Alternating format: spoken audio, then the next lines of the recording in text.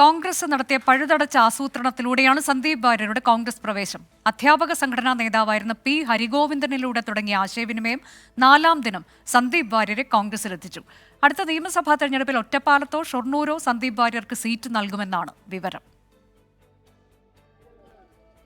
സന്ദീപ് വാര്യരുടെ കോൺഗ്രസ് പ്രവേശന ചർച്ചകൾ തുടങ്ങുന്നത് 4 ദിവസം മുൻപാണ്. കോൺഗ്രസ് അധ്യാപക സംഘടനാ നേതാവായിരുന്ന പി ഹരിഗോവിന്ദൻ ആദ്യ ചർച്ച നടത്തി. സന്ദീപിന്റെ അമ്മ നേരത്തെ കോൺഗ്രസ് അനുകൂല അധ്യാപക സംഘടനയുടെ അംഗമായിരുന്ന പരിചയമാണ് പി ഹരിഗോവിന്ദൻ ചർച്ചയ്ക്ക് തുടക്കമിടാൻ കാരണം. പിന്നാലെ വ്യാഴാഴ്ച കോൺഗ്രസ് ദേശീയ സെക്രട്ടറി പി വി മോഹനനും ഹരിഗോവിന്ദനും കോയമ്പത്തൂരിൽ വെച്ച് സന്ദീപുമായി ആദ്യ കൂടിക്കാഴ്ച. ഇതേസമയം തന്നെ ലീഗും മറ്റ് UDF ഘടകകക്ഷികളുമായി VD സതീശനും K സുധാകരനും ആശയവിനിമയം നടത്തി. BJPയെ ദുർബലപ്പെടുത്തുന്ന നടപടികളിൽ എതിർപ്പില്ലെന്ന് ലീഗും മറ്റ് ഘടകകക്ഷികളും നിലപാടെടുത്തു. കോൺഗ്രസ് കേന്ദ്ര നേതൃത്വത്തിന്റെയും പച്ചക്കൊടി ലഭിച്ചു.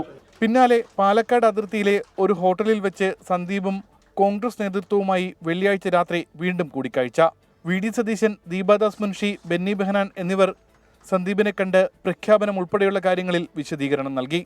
രാത്രി 11 മണിയോടെ VD സതീശൻ വീണ്ടും സന്ദീപിനെ ബന്ധപ്പെട്ട് ഇന്നലെ നടപ്പാക്കേണ്ട എല്ലാ കാര്യങ്ങളും വിശദീകരിച്ചു.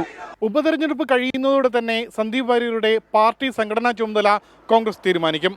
ഒപ്പം അടുത്ത നിയമസഭാ തെരഞ്ഞെടുപ്പിൽ ഒറ്റപ്പാലത്തോ ഷൊർണൂരോ സന്ദീപിന് ഒരു സീറ്റും ഉറപ്പിക്കാം. ഉമേഷ് ബാലകൃഷ്ണൻ, 24 തിരുവനന്തപുരം.